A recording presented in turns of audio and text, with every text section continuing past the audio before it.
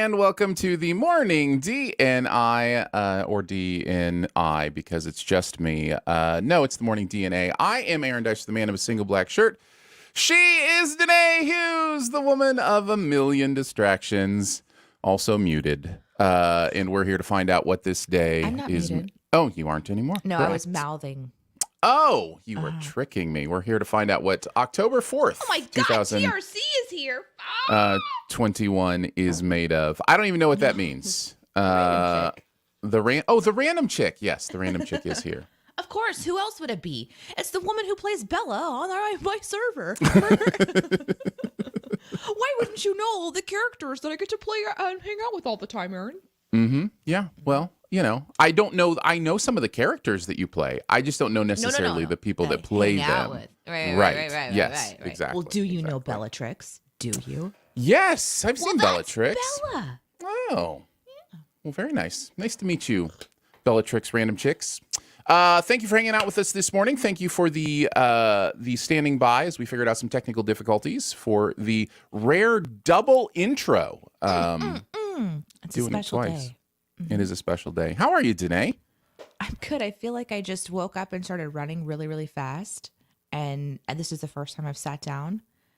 And so I'm enjoying the peace of my mind, the quiet of my mind, which is should really we bad. should we take some time? We should take some time. No, it's bad for a show. Oh. Because, who wants to come to a show and sit there and watch you just be still and quiet? I don't know, Danae. I don't know. The answer is nobody. Maybe somebody. We've done it before. We've held silence before. Mm-hmm, sure. Yeah, for maybe like 10 seconds. Mm-hmm. Yeah. That's about as much as we can stand. Master Neil says, gonna leave a lurk, headed to work. Have a great show. Thank you, Master Neil. I'm sure Danae appreciates that on her Twitch. I assume lurk, like leaving a lurk command, is like some sort of command for the Twitch stream, right? Yeah, lurking means that you're going to leave the show on while going about your life. You're not actively participating, maybe not even actively listening, but you're on somewhere in their life. And it's Nice. appreciated. Yeah, it kind of helps to count for follows. I'm at 969 Twitch followers right now. Nice. So 31 more to quiet 1K. Oh, a quiet, soothing show. Good morning, everyone. Welcome to the Morning DNA. I'm Danae. And I'm Aaron. And we're going to talk about morning things. Like bacon. Bacon. And maybe some eggs. Also, probably pajamas. Nice footy pajamas. With the rear exit port. You can have your choice of exit port with buttons or snaps. And our new design, tearaway. If you'd like to join us for the rest of this journey, please just stay tuned as we continue to say things sometime in the future. Our next topic, llamas. We don't know. We're just messing around, man. Yeah, we're doing the soothing version. Soothing version of the show. Yes. Okay. Well, Lauren says, I would watch Danae just drink a coffee for a stream. It's true. There's not, we don't have anything like world changing to say. If you're hanging out with us, it's because we're like buddies. And when you're like buddies, you just kind of hang out and drink coffee. We should probably explain what's going on for those that do not know. We do a morning show, like a radio style morning show, essentially. Welcome on Mondays together to the morning DNA. And we have conversations, we have topical chats, we have Q&A section. We just kind of hang out and start the week off together. Aaron and I have been working together for almost a decade. We used to actually do a morning radio show together. And we've been podcasting together for almost a decade. A popular one at that. A very popular one for a while. Yeah. Oh my God, we were everyone's favorite. Internationally syndicated morning show. So that's what's going on is we start our show and we just talk, and then this actually becomes our podcast. We kind of do a live podcast recording essentially right now. And we do it with you guys, and we really appreciate it. We really do. So is the Aaron Danae ASMR episode a Patreon flex goal? Sure. Well, If you want one. I wouldn't consider that AMR. That wasn't or ASMR though, right? ASMR is even like more. Yeah, that's more like whispering. You kind of get close to it. You make sure you hear all like the mouth noises.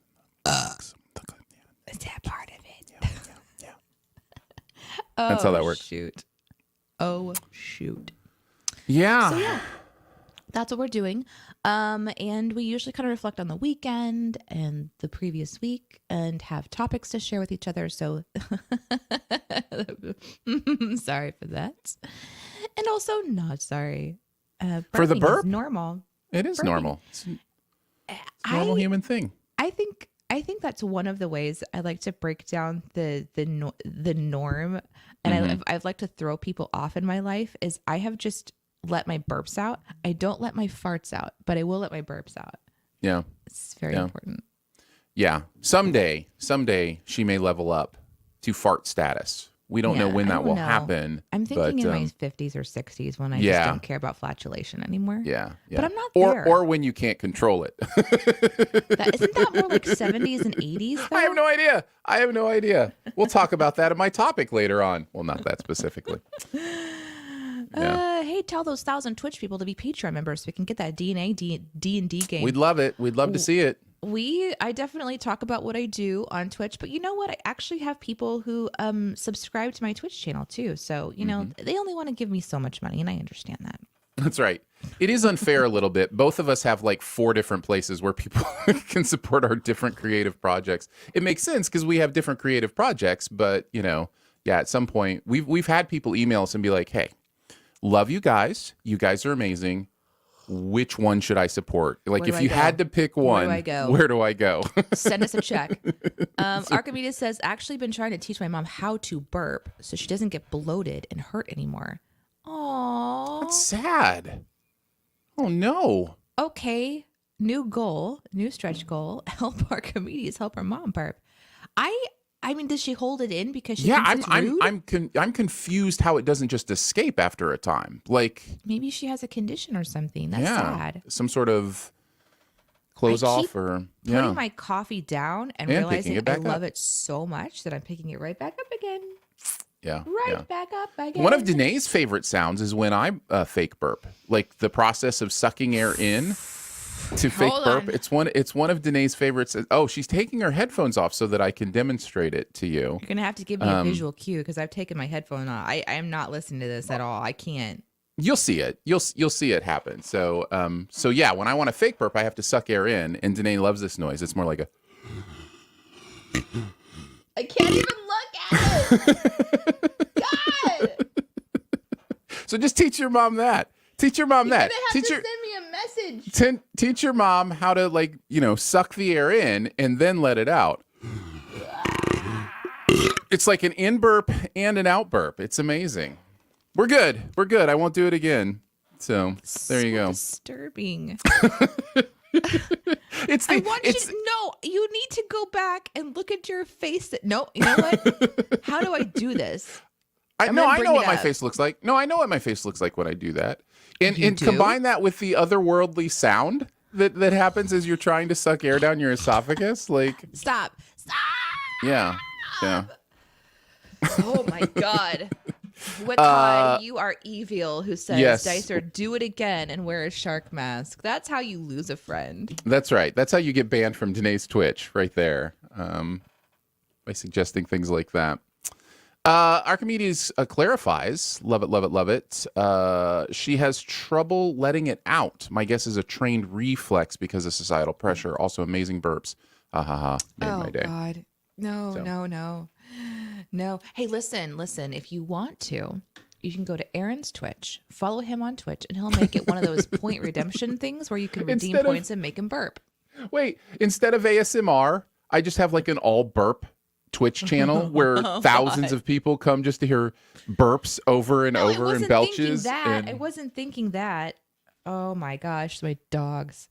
My dogs have figured out how to crawl out from underneath the desk and push against my chair, push me away from my computer, and jump into my lap. Insane. Because he's a love hog. Yeah, they want some attention. They want some attention. Are you going to try for it, bud? Let's see. Nick says off the rails early this morning. Is that so much different? Like, that's kind of the whole point of the first part of the show is to be off the rails, right? We leave the rails in the future. And this has been since the beginning of Shoe the Dough, right? Like since the beginning of our podcast, Shoe the Dough, it was always, hey, open up the mics, go off the rails. Then when Aaron says the key phrase, we'll focus on what we're supposed to do for a few seconds. And then Danae, we'll say, something else.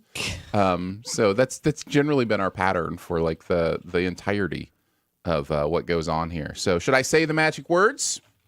Yes, say the magic word. You ready to shoe a dough? I'm ready to shoe a dough. All right, let's do it. We're going to do the DNA and U. The D is Danae's topic. The A is the Aaron topic. And U is the you topic. So anything that you want us to talk about, any comments you have, questions you have, things you want us to answer or talk about, save that for the you question of the show. Lolly says, there used to be rails? Yeah, yes. I think so. There are occasionally rails. They are Aaron likes occasionally to there. make rails, and Danae likes to tear them down. Mm-hmm. Yes, or just lay down multiple tracks beside the other tracks and try to hop the train around. That's kind of something like that. Sometimes attach like wings to the side of the train and then try to like fly a little bit. It's very dangerous to work. I think it's beautiful. I think it's a beautiful dance between structure and randomness. So yeah, Danae, speaking of structure, what is your topic for today? I am curious what everyone's candy is that's nearly impossible to resist. I feel like we always have one that when you walk by it, you cannot help yourself. You taste it in your mouth and you think to yourself, yeah, I've got room for that, even if you don't. Or, yeah, I can have just one, even if you can't. There's always that one candy. And I kind of was curious because obviously we're in candy season. When is it not candy season in the U.S.? Never. I mean, when is it not candy season everywhere? That's not just a U.S. thing. Candy is delicious. No, candy is delicious everywhere. Well, delicious everywhere, but like promoted like it is because we go from one candy season to the other. We go from like Halloween. I guess I should say maybe is like the big one. Western culture. I mean, Willy Wonka is a British thing, right? That's an English thing. So What do you mean, Willy Wonka? Willy Wonka's fictitious. Well, no, but I mean that came from British culture. Like that's not an American. Like the idea of a huge candy shop. Like I don't know. I think like Swedish fish. Like every country has like their go-to candies, So yeah, right. And when I meet people from other countries, they're like, "Have you tasted this candy that we make?" Like, so that's the first thing anybody from another country says to me. I'm not saying that the U.S. is the only or whatever that makes candy. That's not what I'm saying. I'm saying that we have entire cultures built around a lot of candy being pushed. Mm-hmm. It's like a candy season. Yeah. I need to be educated on this though. Yeah. Well, you have one at your house, Danae. I'll answer first because I was there recently and you had a big bowl of Reese's peanut butter pumpkins for the name of my dog. The holidays. And man, listen, I like Reese's cups, but it's a little bit too much chocolate and a little bit not enough peanut butter. So when the tree, like the Christmas trees, the pumpkins come out, like the ratio is higher in peanut butter. And oh my goodness, I love those so much. It's like a perfect ratio for me. And there's no like big chunks of chocolate like around the edges of a Reese's cup there are. So yeah, like the texture of those, like I will even with those, it's a lot easier to just like pop them in and then let the chocolate melt off, kind of suck the chocolate off. Of the peanut butter. Isn't how you eat it. It's well, listen, we all know. It's important that we know how. How do I eat every single piece of candy I eat? You suck at it. I suck at it. That's what I do. I do not chew candy. So there you go. Oh my gosh, chat is popping, hopping, screaming. Let's go. Yeah. Let's do it. What can't you resist? Well, I mean, here we are. Hold on a second. I want to go into this one. from Wakad, who says, all of them except for circus peanuts and Necco wafers. Wait, now why did you turn a positive into a negative? Like immediately. Immediately you're like, I don't want to talk about candies I can't resist. Let's talk about the awful candies. That Let's are get easy those to out resist. of here. I mean, obviously all of them is all of them. It I is. loved circus peanuts when I was little, though. I haven't had one in a long time. The They're circus just it's peanut. like somebody put sugar on styrofoam and it's just like, They're yeah. slightly orange flavored. Well, it's weird because when you're a kid, you're just like, this is something that shouldn't taste good, but it kind of tastes good. I think I'm going to chew on it's it. kinda Like, naughty. it's like the wax lips. Did you ever get like wax lips for like Halloween or something like I that? was told that you could eat the wax if you wanted to. Yeah. But then you're like, after a moment, you're thinking, I literally am just eating wax, and someone gave me permission to do that. But there's sugar in it, right? Like it's sweet. So it's a weird thing. That's what circus peanuts remind me of. Nutsy3 agrees with you. Reese's Cup, the only correct answer. Sour Skittles for No. 8417. Ooh. Those are so good. Do you eat Why? the entire thing, or do you eat just one like I do? I was going to say sour Skittles doesn't seem like an irresistible keep popping them in kind of candy, but I guess for some people it is. They're literally made to be tiny little bite size. Well, I know, but then after one, you're just like, okay, I can't breathe. Says Aaron. Gummy bears and similar candies, like similar gummy candies. Those are easy. Butterfingers from Doc Tracy. Man, that's one I have to suck. You can't like chewing Butterfingers is like it just gets all up in your teeth. Yeah, that's how you save it for later. that's how you save those cavities for later.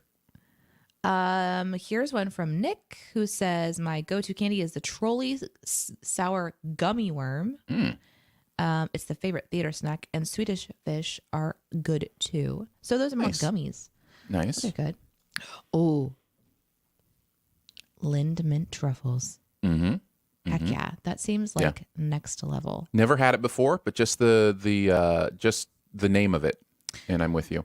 So this is gonna go into mine. My go-to candy, I don't even think of as candy because it just isn't to me, it's like not packaged as candy. It's packaged as like a treat, which is the Andes mints. I cannot pass an Andes mint and not eat it. Everything else, I can leave. I could open up a Butterfinger. I could have one bite of the Butterfinger, leave the entire rest of the chocolate bar to rot, and I'm okay. But I have to eat as many as I can. And like Andes mint cookies, when they put them in cookies, also are adjacent to this. I usually can't resist eating something that has specifically that kind of mint in it. I don't know, something about the combination of chocolate and their mint. I want one right now. Real Mikey Alexander, Reese's again, but lately obsessed with white chocolate Kit Kats. Those are so freaking good. Highly recommend. Yeah. Brazilian, I'm not a white chocolate person, so I don't like them, but yeah. Brazilian style fudge. Is that a candy or is that someone baking fudge and you can't resist the pan of fudge? Archimedes. I don't even know. I didn't know there were different like fudge styles. This is new to me. Wait, here's one from Lolly. Devonshire clotted cream fudge. Guys, are you going to a baking store for this or is this candy? Help us. Yeah. We What's need a to fruit know. pastel? Who are you people? Okay. Here's a good question. Aaron, you can answer this one. Are Fruit Loops considered candy? No, that's cereal. No, that's absolutely cereal. You can use them as a snack for sure. You don't have to like put milk in them, but no, that is a cereal. That's like saying banana bread is candy. It's not. It's a sweet type of bread. So yeah. Here's another one for clarification, Aaron. Does bacon with a little bit of syrup count? If it's prepackaged as such, if it's made by somebody who's like, here is a chocolate covered piece of bacon or a syrup covered piece of bacon and sold as like bacon syrups, then yeah, like that would be candy. But just putting bacon or syrup on your bacon does not make it candy. It makes it gross. Here's a health flex from our beloved Jose III who says, I'm not really a candy person, but my answer is fruit. Nature's candy. I'm currently eating a bowl of grapes. Grapes. Seedless grapes or seeded grapes? What color grapes? These are very important questions. Important. Let's see. This is just making me want candy. This is a terrible idea. What a terrible question I've come up with. Real today. Mikey Alexander says there's a jerky brand like that. They're an expensive treat. That could be considered candy, I think, because it's specifically sweetening something and then packaging it as, like a candy snack. It's candied beef, basically. Candied beef? Is that even allowed? Here's an interesting tip for those of us who are interested in sour candy from Nutsy on Twitch, who says the center of your tongue cannot taste sour foods. So he or she used to win warhead standoffs by putting it in the middle of the tongue because you can't taste it. God, do you remember my tongue? My throat just did that thing where I thought about something being sour and it started to like cramp up. Right around the edges of your tongue, like the edges of your tongue just like curl up. Yeah, because that's where all the sour is tasted, is like around the edges. So, yeah. Definitely. Your thoughts on Rolos, Aaron? Rolos. Rolos are great. I mean, we know why Nick asked this question. The Rolos are really good. They have a really nice milk chocolate around them that is the first, I'm going to say, minute or two of eating each Rolo. And then that caramel center, when it finally starts popping through, is absolutely delicious for the last, 30 seconds. Like awful. So, my camera to show you my puppies. No, I absolutely love it. Danae is now adjusting her camera for the podcast audience. We apologize if you would like to see a replay of this. It is available in several different areas on YouTube, Twitch, and Twitter. And my other dog is back there jealous. And even that other social network.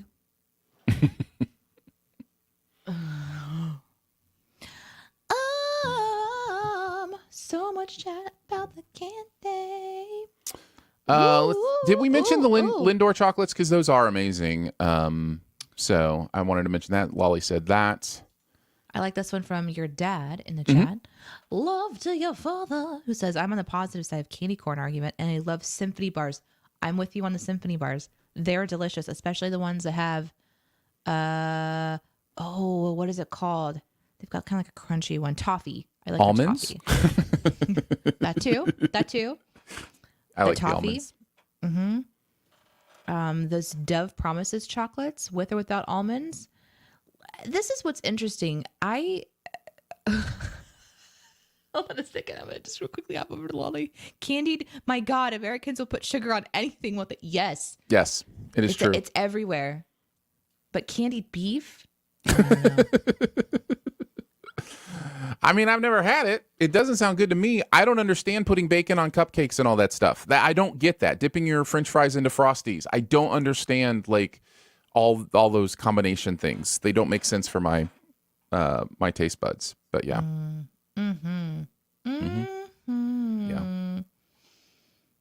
It is my personal opinion that you should never ever mix like meat with sugar, because those are two separate things.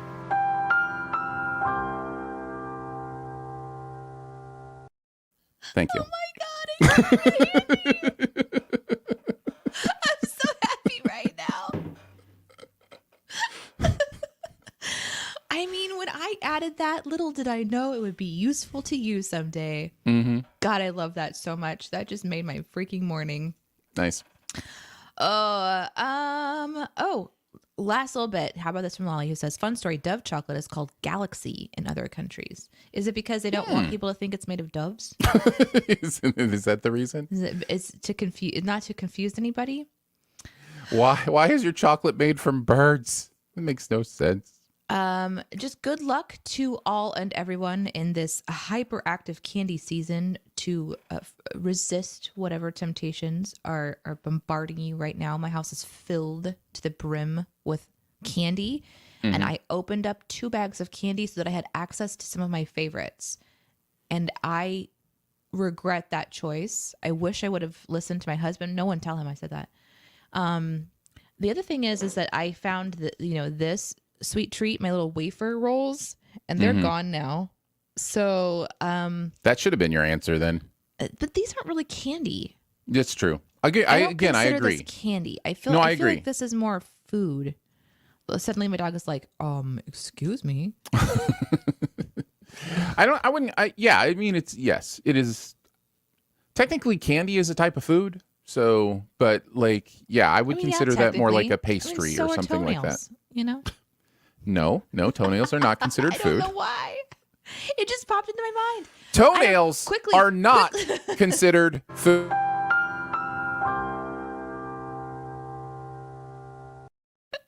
All right.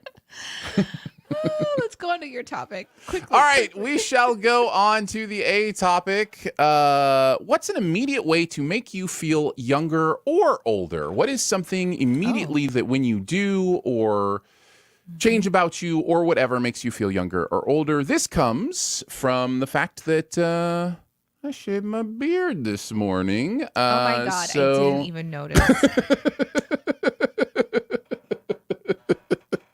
It was I kind of set you up. Like, I mean, you know. So you've been talking about it for 2 weeks. I know. It's fine. You knew that would be the case. You knew that would be the case. For 2 weeks. I am such a terrible person.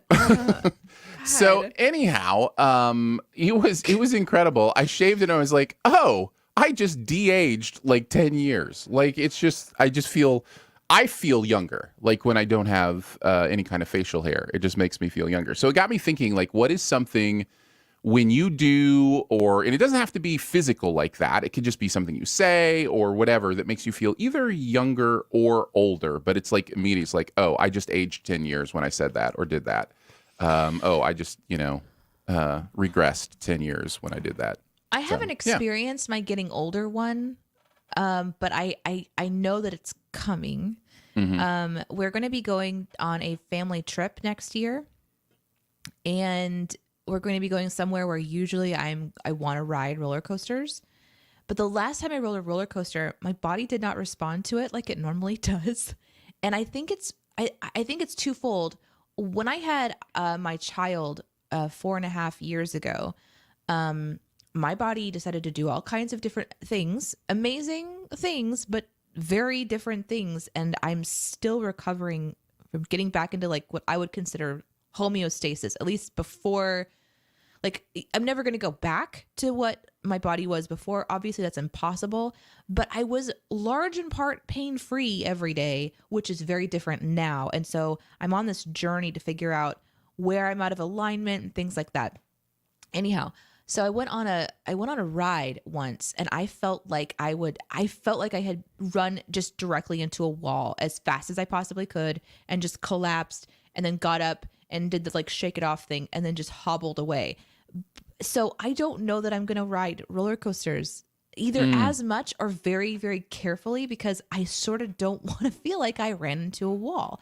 And that's very different for me because I loved roller coasters a lot. So I feel like that's like a getting older thing, where you like, yeah, I can't really do that because my hip socket's out, whatever. It's not quite, to the level where you're, have to get a walker or something after you ride a ride. But no, that's a great answer. That is a great answer. Like, roller coasters make you feel old. Like, immediately you go on a roller coaster, you're like, oh, I'm old. Immediately someone's like, let's go ride a ride. I'm like, oh, let's consider the ramifications of that decision. Where will my left leg be when we're done? Yes. Yeah, exactly. This is a great answer from Nutsy. I metal detect. And when I do it, I feel like an old man. I just enjoy finding stuff. Don't at me. It's amazing. That is such a good answer, because it is. It's one of those actions where, see the old guy on the beach in a movie or on a TV show or whatever, just running the metal detector. Yeah. Beep, beep. Oh my gosh. And then picks up like a pop can, or something. So I really want to ask you, but I'm going to make this next week's topic. I'm going to write a note for myself, and I want to know what the most interesting thing you've accidentally found is. Okay. All right. We will hold that for next week. Yeah. We'll hold that for next week. Not now. White Ox says, growing a beard definitely adds years to me because my hair on my cheeks is 50% gray. Yeah, that's part of it as well, although you can't really see. When I have gray hair on my face, because it's, sparser than most, you can't even really see the hair. So, but yes. Let's see. Archimedes says, I'm bald with that hair on the sides and around only. When I shave my head, I de-age a solid decade. That's an interesting one. Let's see. Lolly says, older, the noise my knees occasionally makes if I sit too long. It's not age related. They've done it since my teens, but the crack sounds like old bone. Yeah. I definitely have this thing where my knees are either inflamed enough that they're just sore. They're just kind of sore from being inflamed. Or if I take an anti-inflammatory and the inflammation goes down, they just kind of grind. So like I have to decide if I just want a little bit of pain or if I want to hear my knee joint grind every time I walk. So yeah. Yeah, y'all. That could be a little bit from playing a lot of basketball too, and being heavy and tall and all that kind of stuff too. So yeah. Oh my God, you guys! I put my topic in for next week already. What is? It's today? Amazing. Look at you being prepped and stuff. Let's see. What else do you have to say? This is a good one. Wadick says, when I don't know who a celebrity is, I immediately feel old. Like Grimes. No clue who that is. You know what? I've seen the name Grimes, running around in social media and those kind of things too, and I am right there with you. I don't know who that is, and that makes me feel old. Do you ever have that experience, Danae, where you're like, I don't know who that person that everybody seems to know is? Yeah, but that's how it's been for me my whole life. That's true.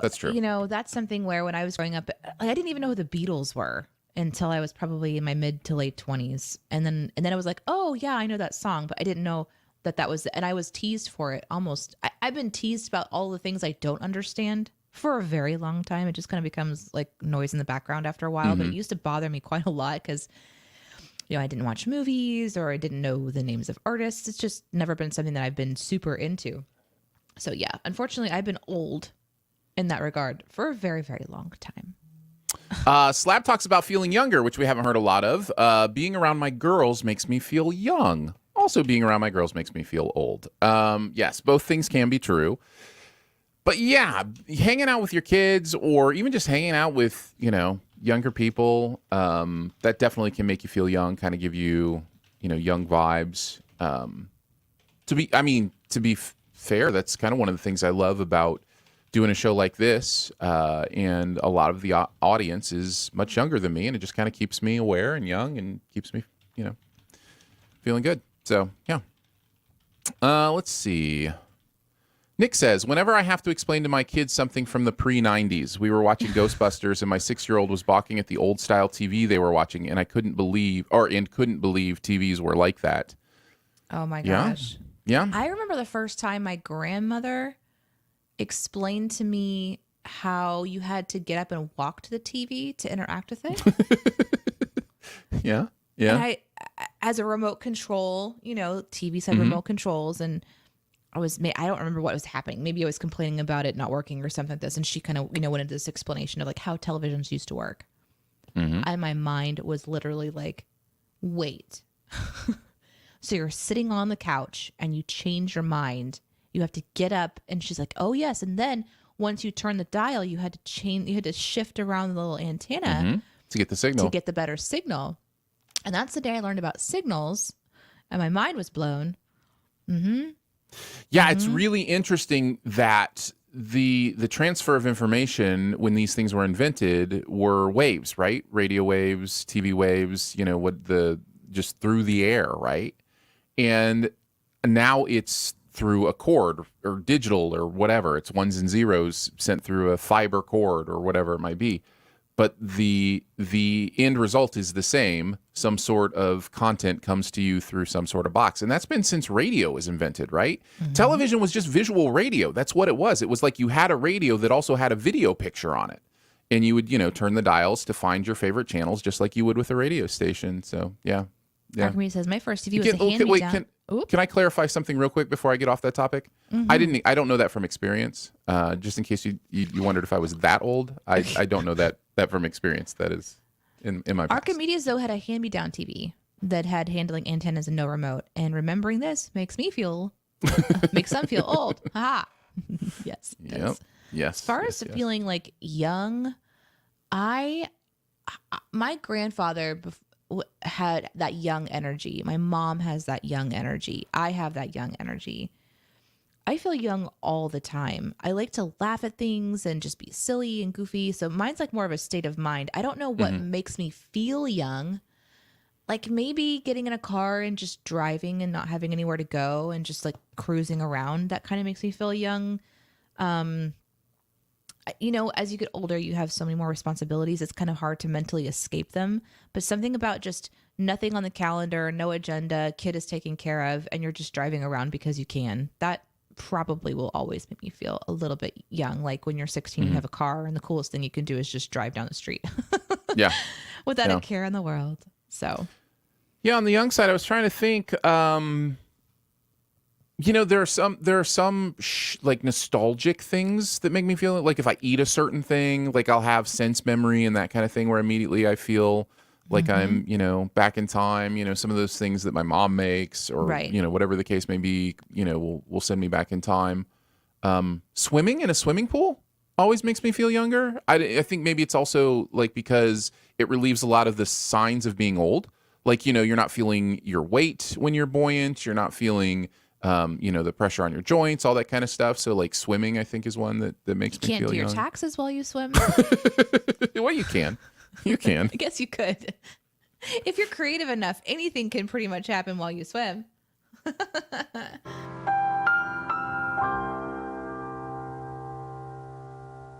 So you guys thought that I was the one that was going to overdo that. I just want to point out that Aaron is the one that's consistently playing the more you know. I just thought, you know, if you're creative enough, you can do anything while you swim was a good one. So there you go. Yes, that's true. All right. You want to go on to the you questions? I think it's time. That's right. Let's do it. What do you want to know? What do you want us to talk about? What questions do you have for us? Topics that you that are on your brain that you'd love to have some conversation with a friend about? Whatever it might be.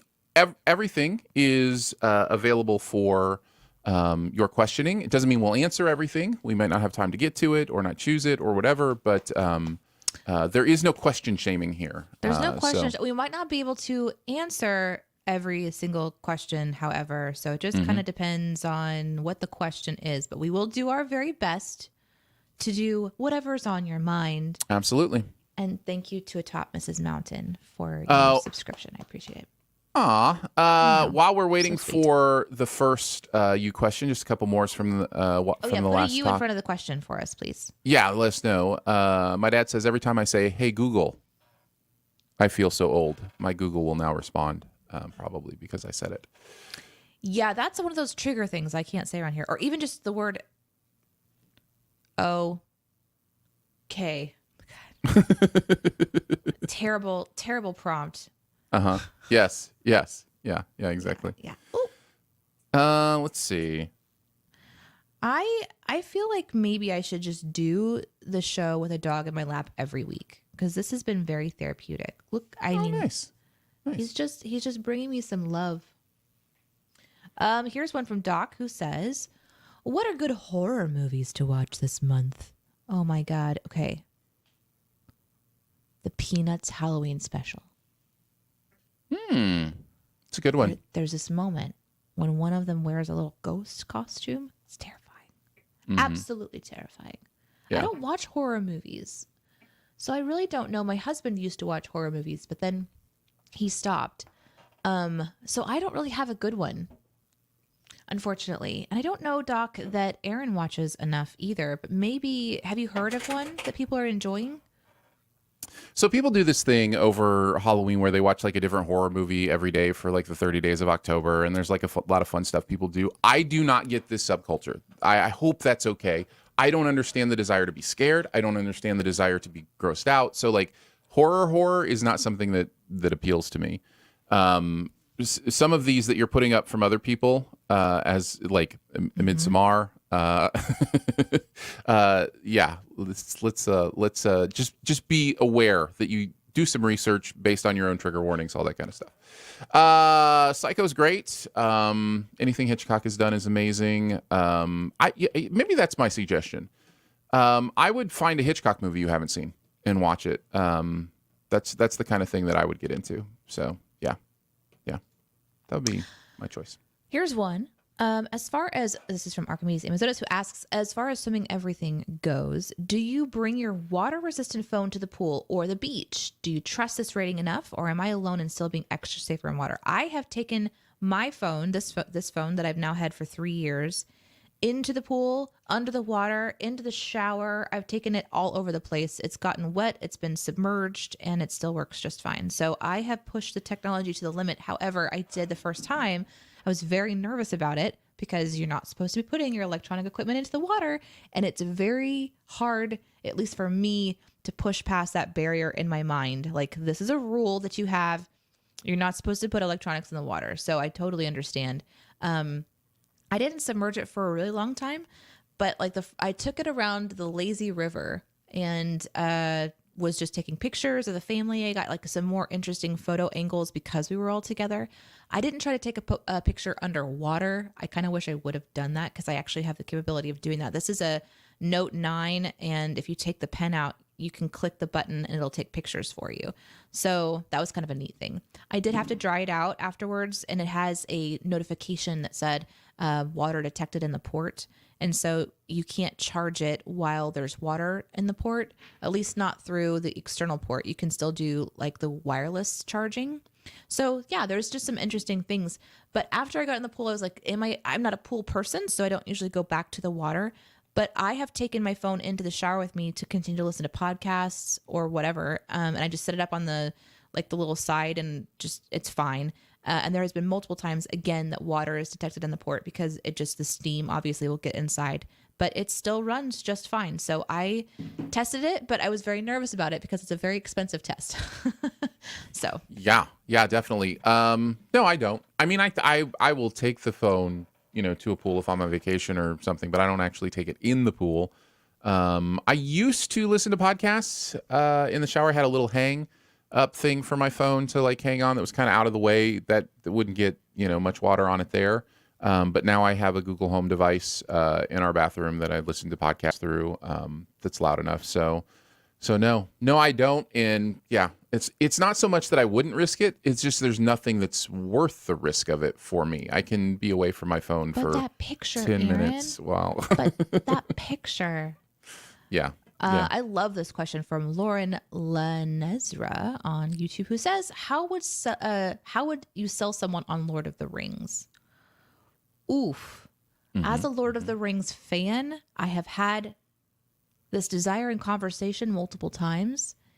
And I think the key to selling anyone on anything is to start with what they like. Because I could talk about Lord of the Rings for a long time about all the things I like about it. But anytime you're trying to find out the connecting point, the Venn diagram of your passion and their passion and the interconnectivity of, some pop culture thing in between, whether it's music or movie or book or whatever, you have to ask them what they like. And if you're trying to sell them on it, you're going to be in a conversation, potentially an extended conversation, where you're trying to find that overlapping space. So, for example, if you say, how do you feel about elves? And their response is, that's dumb. Then that's not your angle. And you keep trying. How do you feel about long form fantasy book content, world building, really intentional world building? Oh, that's interesting. Tell me more. Oh, okay. They just kind of keep talking about it. But the saddest part of this question is that oftentimes at the end of this, you realize that someone isn't going to enjoy what you love so much. And that's okay. It's just kind of a bummer.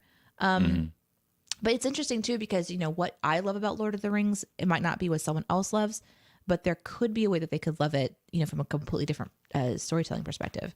For me, the movies do an amazing job. The books are incredible, but it is a commitment of time on both fronts, because reading the books, they're substance, they're bulky, they've got a lot of context to them. There's a lot there, and they're so eloquently written that it's a commitment. The audiobook, also a commitment. The movie's also a commitment. So it's kind of like asking someone to jump into watching Critical Role on YouTube, 2 or 3 years of storytelling or something like that. It's a big ask for a lot of people. So I usually, if I'm going to try, my approach is usually, have you heard of Lord of the Rings? And if they immediately scoff, just move on. Find somebody else that you could talk to about it. But it is one of the most, for me, one of the most incredible stories I've ever written. It's one of my favorite books I've ever read, and it's one of my favorite movies ever. So I love this topic. And if you ever want to just geek out with someone, just come back here on Mondays and we'll just geek out every single Monday. Ask me a Lord of the Rings question. We can geek out together. That's my answer. And I'm down for that. I loved the movies more than the book, but the book was a great experience. I don't read a ton, but I did want to read that before watching the movies. I think Danae touches on something that's probably a broader part of this question. I would agree with everything she said, but would also say this. I think you have to check your motives too. Why is it you want to sell someone on Lord of the Rings? Because there's something we do where we want the people we love to love the things we love. And that is, that's great. That's understandable. Shared interests, shared things are good, but they're much better when they're just naturally discovered rather than forced. So there is an element of who is this person? You know, what would their benefit be from this, and then go from that place. And selling someone on something, for me, what I've learned is 95% of the time you're going to be disappointed. 95% of the time they're going to watch it on their own time when they're ready, if they, feel like enough people have spoken into them to do that. I have people whose opinions I trust who have told me you would love this certain thing, and I still haven't watched it. And that is because I make my own content decisions, and it really takes like 3, 4, 5 different people who I really trust going, oh no, this was made for you, for me to kind of do something. So I just be aware that it's not likely to happen. The one caveat I would say is watch it together. Like if it's a person where, you're like, I love this movie, would you experience this movie that I love with me? Then that's something where they don't have to feel the pressure of liking it. They don't have to feel the pressure of what they're just having an experience with you. So like, hey, I'm going to do a Lord of the Rings marathon. You want to come over and hang out? Maybe a timely or a time consuming ask, but maybe like, I'm going to watch the first Lord of the Rings movie. Would you come watch that with me? I think you're going to find more. Come watch Lord of the Rings with me. I think you're going to find more success with that than here's why you should watch this thing. You know what I mean? That's just been my experience. So yeah. But anyhow, yeah. Follow-up question from Lolly. Are you excited for the Prime series? No. I am yes, nervous. 100% yes. But this was the same. It was the same when Lord of the Rings came out. The movies, I was very nervous about it, and I wasn't excited about it because there's like holy content for me. There are just some stories or there's some content that just feels really sacred, and because of the juiciness of Lord of the Rings, like I didn't feel like anyone could do it justice, and I was really nervous about that. But then I watched the first movie and I got super excited. So I'm always nervous about content where the substance that it's coming from, the source material, is something I'm passionate about. I always get nervous because my expectations are just too high. They're just too high. Yeah. I'm pumped for it because I'm kind of the opposite of Danae. Like if I love something, I want more. And like, even if it's bad, I'll just, I'll be like, okay, that wasn't great, but I'm glad I got more of it. I'm glad I got to see, more stories from this universe I love. I know there's a huge movement in pop culture right now that is kind of backlashed against remakes and, find some new material. And that's just not me. Keep remaking stuff, keep doing sequels, all that stuff. Because honestly, new stories will always be there. I think people are worried that like nobody will tell like new stories. Look at the movies that came out this year. So many of them are brand new worlds, new stories, stuff that you've never seen before. It's enough for both things to exist. And so let people love what they love and let people get excited for, more of what they love. And that is Lord of the Rings definitely for me. And I am pumped for the new series. I cannot wait. I'm excited. I'm nervous. Real Mikey Alexander asks, what notifications do you read? I still read Anthro and Biology, even though I graduated a long time ago. Oh, that's a really good question. I turned off notifications on my phone a long time ago, and so my answer to this will be a little bit different. But I do get my email notifications still because I want to see when my emails come in. That's kind of like my top tier would be phone call, text messages, and What are then you what are you answering? for mail, like notifications. Oh, nonfiction. I read it as notifications on my phone. I want to answer that question, so I'm going to change this question. I read it as notification.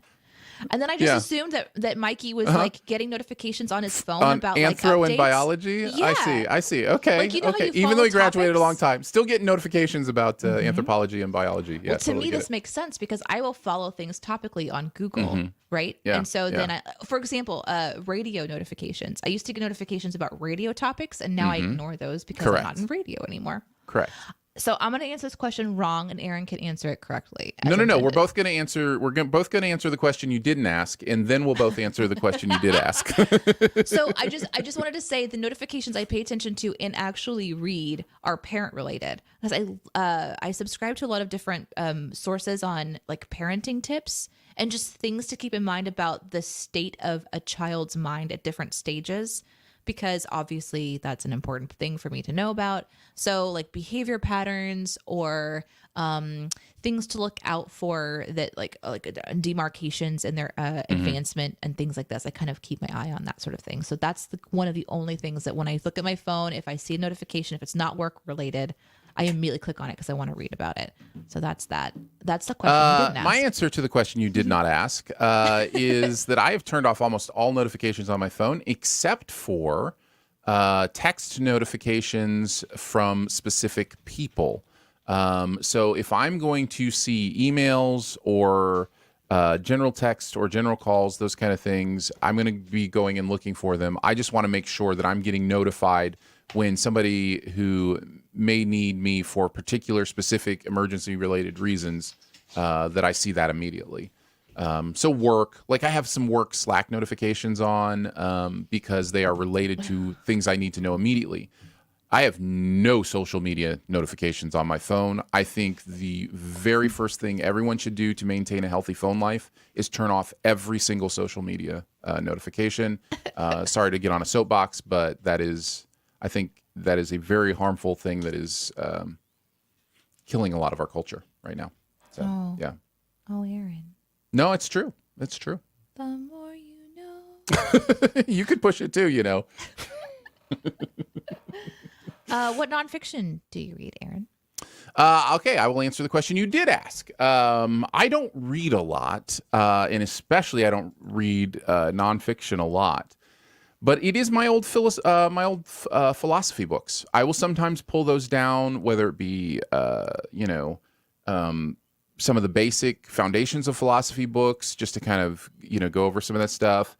I have specific books by like a lot of the old Greek philosophers. I have a lot of those, and then some of the more modern ones, Kierkegaard, those kind of things. I will sometimes pull those down and read because I love thinking about that stuff. So that's my answer. My old philosophy books. I'll go on trend here. I studied with massage therapy. There's some really interesting anatomical things, and I'll still read up on that. They're not necessarily like, usually it's blog posts or stuff that comes in the mail, but I do still have my anatomy books. And when I talk to people about things going on in their body and try to help them understand how massage therapy or finding a therapist could work for them in specific situations, I will still go back to those books to kind of just brush up on what I know. So that's my answer. Do you guys have, this is from Nutsy3, who says, do you guys have a must-watch movie around the holidays? For me, I have to watch A Christmas Story every year. No, but I wanted to do something with Emmett Otter's Jug Band Christmas because my mom and dad watched that with me, and it's this like old school puppetry world from the mind of, I think, Jim Henson. I think it's actually based on a kid's book. I might actually have it somewhere up there. Somewhere up there above the Norman Rockwell. No. Above the Norman Rockwell is more Norman Rockwell. Oh, no, that's Courier and Ives. It's a Currier and Ives book up there. Beneath the Courier and Ives. Yes, very good. Yeah, so there's like these little movies that I remember watching with my parents, and I'm just really, really bad with repetition. So each year, the traditional things, I am not the person who thinks it's the season, that means we do this. I'm the person that's like, it's the season, what was I doing 5 minutes ago? So, but my husband is that person, and I see us probably watching stuff. I'm assuming it's going to be a kids movie. To be honest with you, we're probably going to just follow our child. But she watches The Grinch throughout the year, so let's hope it's not that one. I think I've talked about this before, but we watch It's a Wonderful Life every single Christmas Eve, and Yes, they do. that is and has been a tradition for us for a long, long time. So yeah, It's a Wonderful Life is the answer for us. Well, we made it through another show. I think we did. I think we guys, did it. thank you so much for hanging out with us today. We go live every Monday at 9 a.m. Central, except for the occasional moment when I have to be late because I got a phone call. So thank you guys for hanging out with us a little extra long this morning. You can follow us right here on whatever platform you're watching from. And for my Twitch followers, we're going to be going and watching somebody do some really incredible artwork today. We're going to be moving from this show over to C. Not Bush, who is crafting with clay today. He's got a really cool piece he's working on. I want you guys to just see it. And it's super chill vibes, something you can kind of put on the background and watch. The request for Slab to bring back the someday portion is something that we hope to get to. But Mondays and some days is our verbiage. Mondays is our, it's our promise that we only ever so often have to break because we're out of town or sick. So 9 a.m. Central is when we go live. So make sure your notifications are on, and you can support us at patreon.com/StudioDNA for the content that Aaron and I produce together. And of course, you can support us on all the other platforms as well. And here's my other dog to say hello to you guys. Come here. Yes, thank you. We love you. We appreciate you. You guys are the best. Really do look forward to this every single week, hanging out with you and chatting about what's going on in the world. So appreciate you. Danae, I think, has already sent her Twitch raid I will message be in just out. a moment. I will be in just as far as like sending them on. Yeah. Like as far as letting you know kind of what's going on there. So yeah, we're gonna go race Not Bush. Make sure to say hi to him and show the love over there. And we will see you guys next week. Yeah. See you on the next Monday or someday. Bye. Bye.